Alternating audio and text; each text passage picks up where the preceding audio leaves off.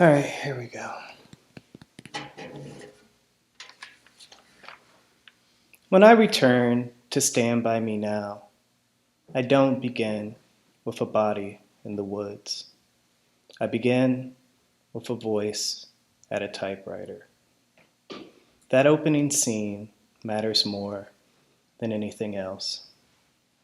Gordy is just not remembering, he is structuring memory, shaping it, deciding what stays and what fades.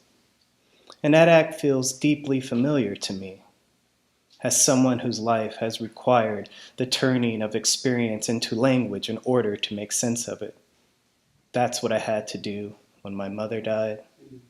That's what I had to do when my father went to prison. That's what I had to do when my brother followed him. That is not nostalgia. That is survival. That is taking the pressure of living and translating it into something that can be held, studied, taught, and passed on. And that's where I enter the film. Not as a viewer looking backwards, but as someone who understands what it means to reconstruct boyhood from a distance, especially a boyhood that did not come with the vocabulary to explain itself at the time. And then let's move to the boys themselves. What strikes me is how early the world has already reached them. I know a great deal about that, being black in America.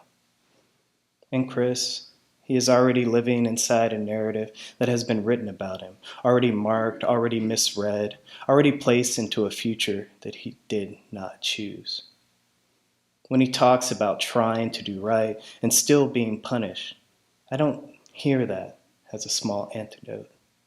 I hear that as a structural truth, one that resonates across race, class, and time, and one that I have had to navigate in my own way as a black man moving through institutions that often read me before they listen to me.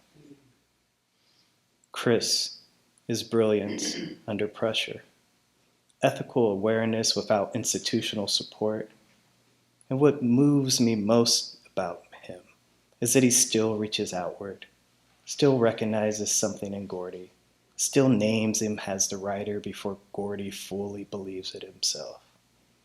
That moment, that simple act of recognition, is one of the most radical gestures in the film because it interprets the whole story the world is trying to oppose. And I feel that now as a viewer, but as a black man, as a teacher, as a father, as someone who understands how powerful it is to look at a young person and say, I see you, and I refuse for you to have a version of yourself that the system is offering. Be you, make you, tell you who you are. Gordy, though, is where the film settles into something even quieter and more familiar.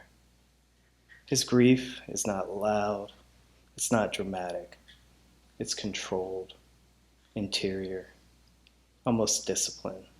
And that is what makes it so real. The loss of his brother does not just remove someone from his life, it rearranges the emotional structure of his entire family, leaving him unseen in a space where he felt held. This kind of loss is a loss that I understand, not as spectacle, but as an atmosphere that you inhabit, that you step into, as something that changes the way you move through the world without always being named. And so Gordy writes, not because he's encouraged to, not because it's easy, but because it becomes the place where he feels that he can fully exist. That again, for me, feels deeply familiar. Writing becomes not just an expression, but an architecture, a building for you to inhabit, a building for yourself that can hold what life has been given without clasping under it.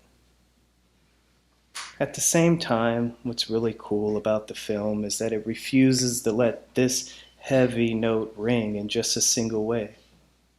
Vern is funny, and not in a dismissive way, but in a real way where someone is trying to belong, trying to matter. And the humor comes from that effort. Teddy is volatile, unpredictable, shaped by violence in a way that shows up as energy he can't regulate. And every classroom I've ever taught has had a version of Teddy.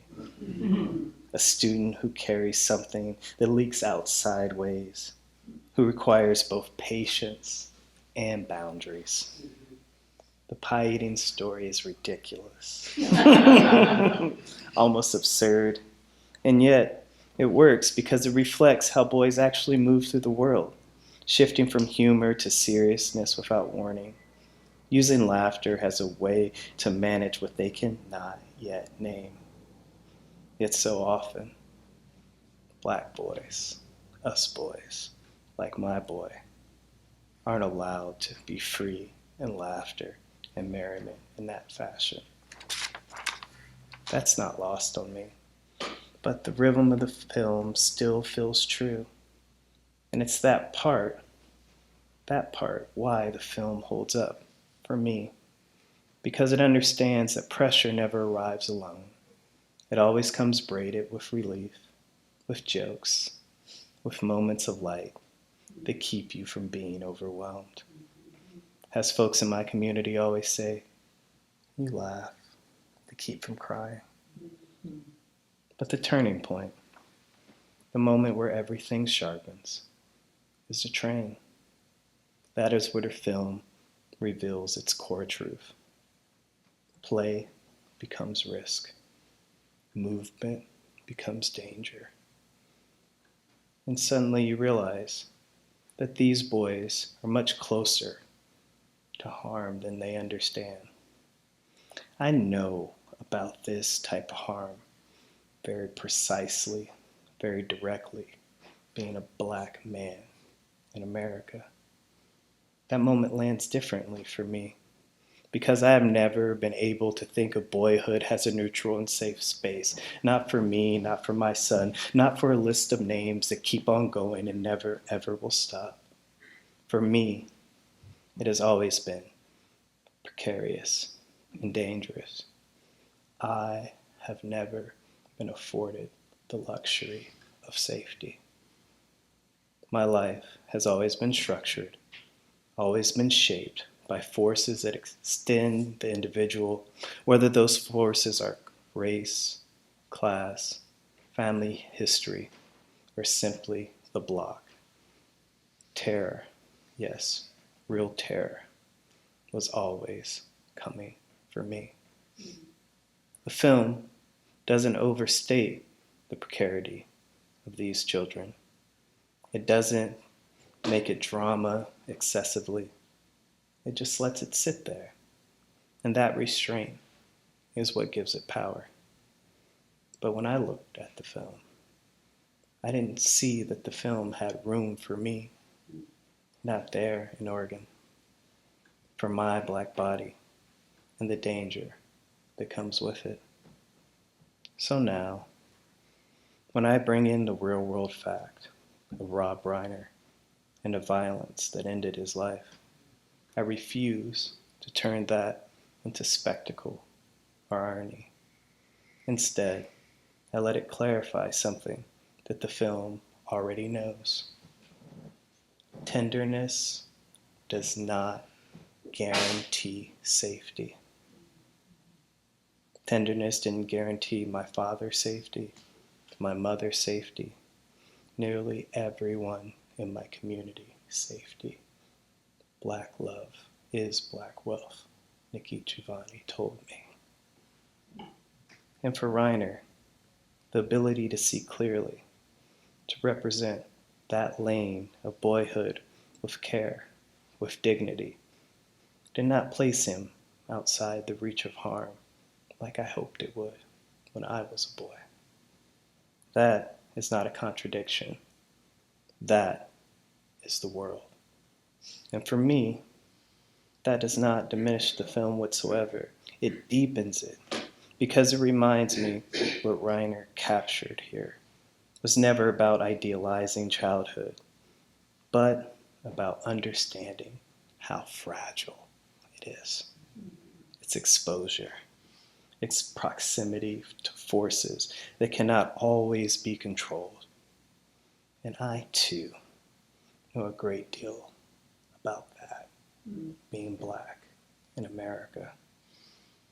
And so, when we arrive at the final line, I never had any friends later on like the ones I had when I was 12.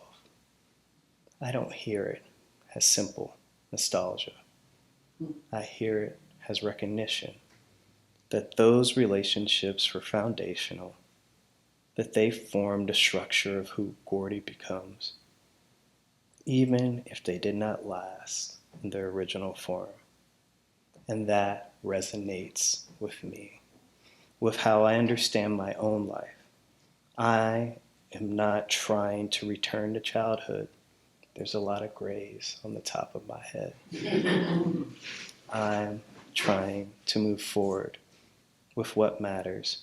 I'm trying to translate it into teaching, into writing, into the way I show up for my own son, into the way I remain committed to building something that holds under pressure, that holds us against violence, that has enough room for me, for Gordy, for my son, Cullen. Those early bonds do not disappear. They become part of an architecture, part of a voice, part of an ethical framework that can guide what will come next to you, from this to that, as Lucille Clifton told us. So what Stand By Me ultimately becomes for me is not a story about a dead body, or even just about 4 boys.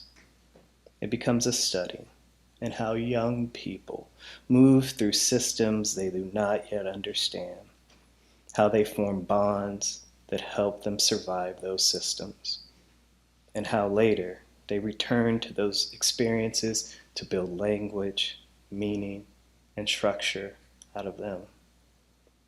It's about recognition. It's about being seen, about the quiet ways people change each other's life without fully knowing it at the time. And in that sense, it completely aligns with what I believe now and how I live. I know you don't escape pressure. You don't pretend it isn't there. You build within it. You create within it. And what endures is not the moment itself, but what you're able to carry forward with it, and what you can shape that into that can last. Thank you.